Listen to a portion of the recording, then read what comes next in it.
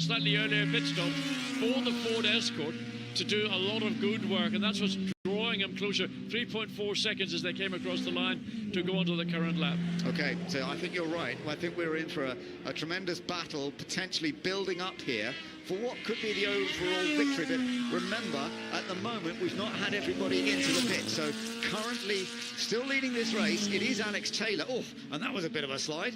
Onto the touch the grass there, but thankfully sorted it out. Andre Lotterer doesn't make many mistakes, and I don't think he really lost any time, but he is pushing quite hard. Oh yeah, he's got a mirror, and he'll be looking in that mirror to see that white shape behind me is becoming a lot more distinct. Yeah. And he will probably have a pretty good idea that that Escort driven by Jake Hill is closing.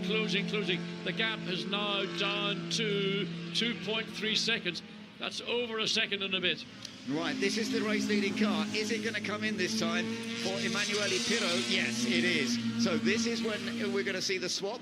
That car has a big lead at this stage of 10 seconds, just over 10 seconds, but this is going to be a different story when it comes back out, I am absolutely sure, with Emanuele Pirro, and we will see who is then leading. Will I get out in front, or will it be leading the VW Golf being driven by Andre Lotterer? I'm going to take a punt and say they're all going to be relatively equal going into Madrid when the Mazda returns the circuit. So the Escort is going to be in the tail of the VW, and the Mazda is going to be joining the circuit. Just a quick note, though, the actual current leader now is Nick Swift in the Mini, and he hasn't swapped over to Andrew Jordan, but we know they're both very, very fast. Yeah. So even if Nick stays out a bit longer, they will be doing a good job. So do not discard the Mini, because I know they don't have the straight line speed, but Nick Swift is still out there at the moment. Well, who would be the quicker, Nick Swift or Andrew Jordan? It's hard to pick and choose between. In a Mini, it's very hard to choose. Absolutely. Now, there's the Mazda who's rolling as the Golf comes into the chicane. So the Mazda's going to regain the lead, and you can see there's the Mazda coming out.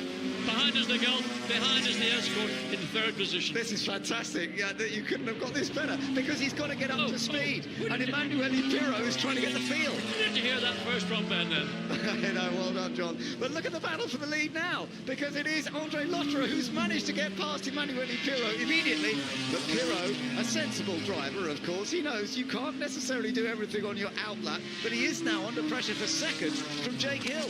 Yeah, but remember, Emanuele Pirro's not been in this car since yesterday. He's got to drive himself back in. He's been driving a variety of other race cars, so he's going to take a lap, maybe a little bit longer, to get his brain back into Mazda RX-7 mode.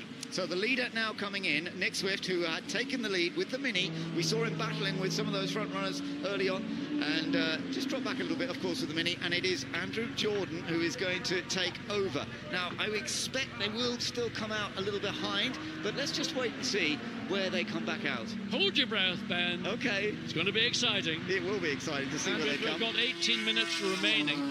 In the meantime, Verstappen still lies with Jake Hill in the Ford Escort, having to make his way through some of the back markers. There's the Mini waiting to be released from the pit lane as the leaders are coming into Woodcote and exiting Woodcote up into the chicane. And I think the Escort is still in the pit lane, a little bit oversteer for Andre Lotterer. Gathers it all back up. There's the Mini rolling now, so it's